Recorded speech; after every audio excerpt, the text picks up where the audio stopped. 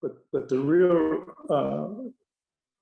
questions I have for you today are related to you on numerous occasions mentioning your run for the office of the President of the United States of America. And with this being a season now, a lot of people are beginning to, as they say, throw their hat in the ring. And I would like to know from you what your thoughts are at this point in relation to actual running for the office of president, party affiliation, if the opportunity presented itself to become a VP as a running mate. And the reason I'm asking because I think there are some among us in this class that are willing to begin moving in that direction. So we would like to hear from you personally what your thoughts are related to the office of the President of the United States of America for the 2024 election. Yes, well, thank you very much. I heard from someone yesterday or the day before yesterday about the same question. And I said to them that, yes, I'm serious, very serious about it. The thing is, we have to respect the office of the President of the United States. And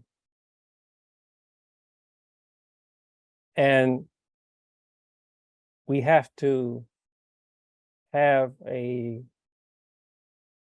would say, a discussion with potential supporters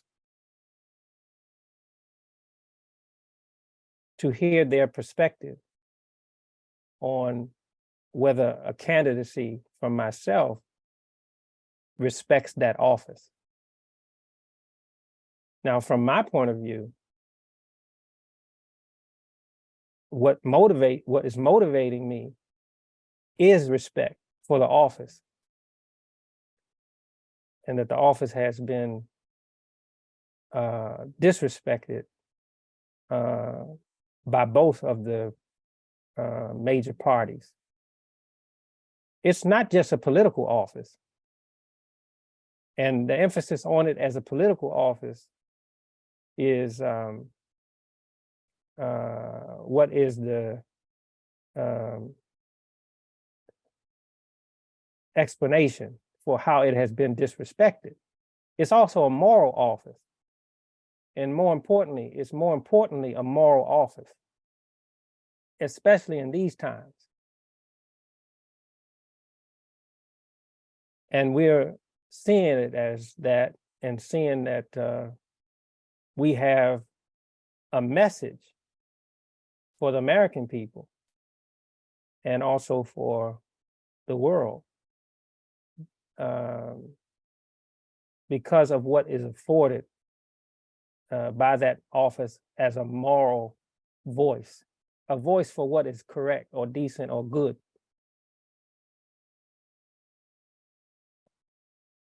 And someone will say, well, that's not enough to run for president, just to see the office as a moral office. And I would argue that what is enough depends on the time, the situation.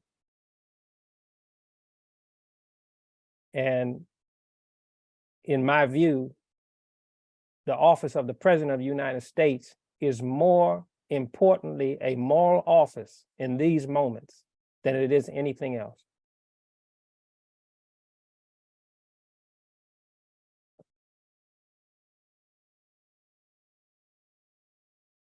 And I represent a moral message and legacy. In my personal story, too, in my personal story, is commentary on injustices in America, but not to elevate or to magnify the injustices, but the necessity to progress in spite of the injustice, so as to bring the correct attention to what is just. Because we can be unjust by focusing too heavily on the injustices.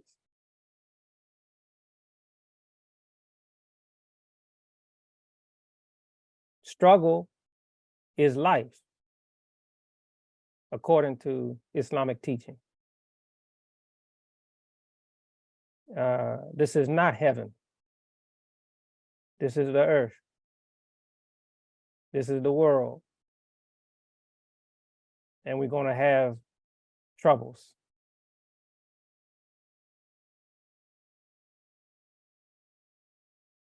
American people have to, they would deserve to have leadership that characterizes troubles in the proper context.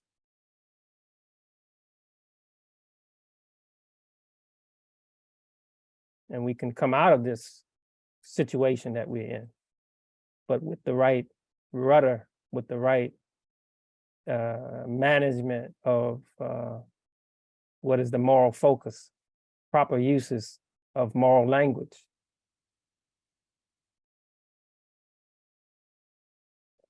We don't think that our religious institutions have been thoroughly corrupted. They're not. We still have the vision, moral vision,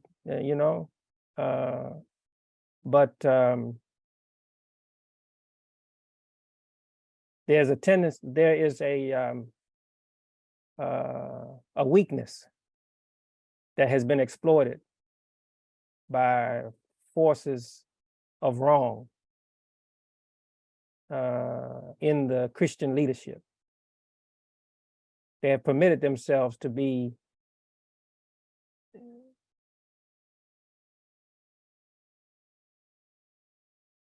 I would say politically and even, well, I'll just leave it that way, manipulated politically.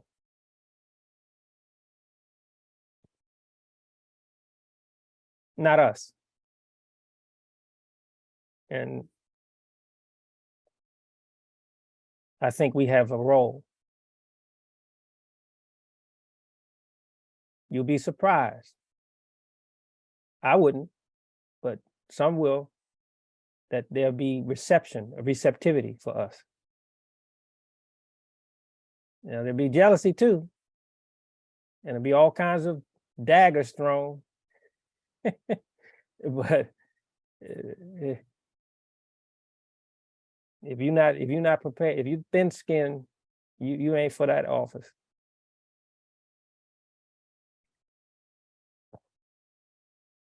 So yes, we should have a discussion, the serious discussion from potential supporters, and listen to their concerns, answer their concerns. And if there's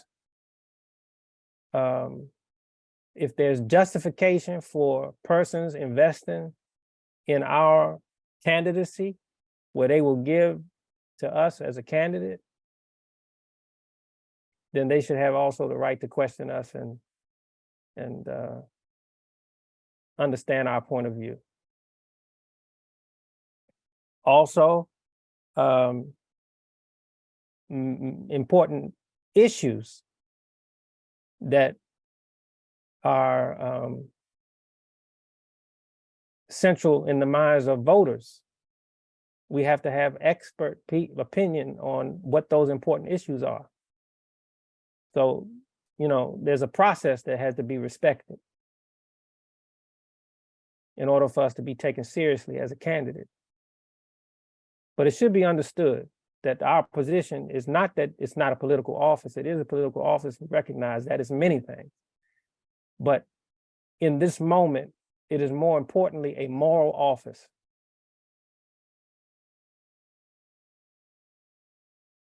Now we'll be argued, people will argue with us about that. But we'll argue back.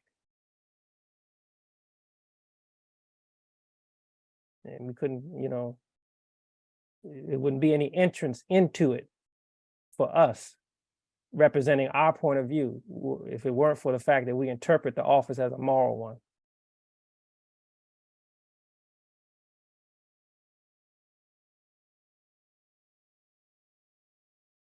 Just this response to you, if you got it out there, there'll be some people that respect it.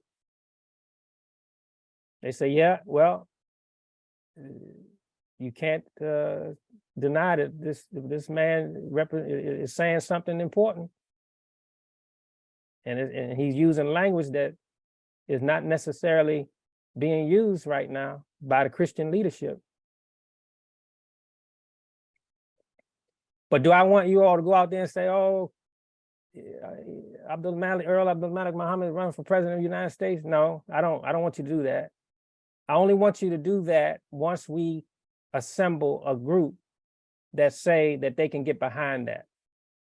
Then you can do that.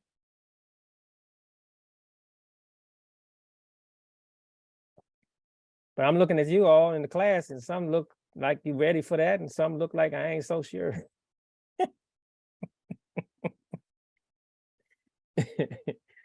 That's what I mean. You have to go through the process, you know, where people feel confident.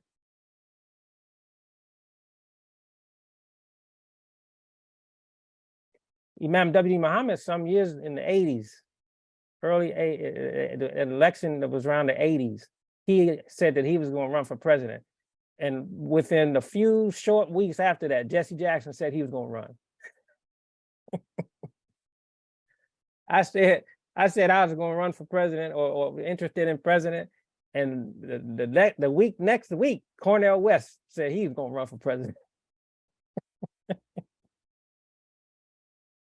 So I don't know if it's related. It might be, it might not. I don't know. I thought that was very interesting, though.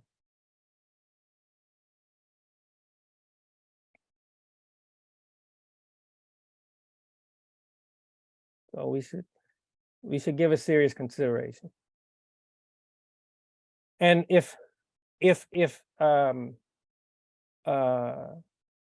not the best person as a candidate from our community, maybe there's someone who is, and they hear me and they'll be inspired and they're more qualified than I am.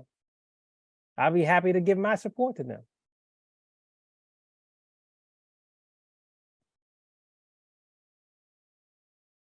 But I tell you right now, if a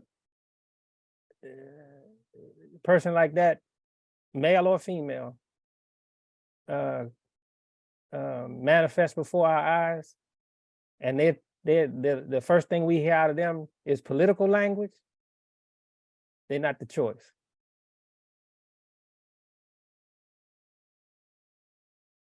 Something in their expression should let us know that they are respecting the moral obligations.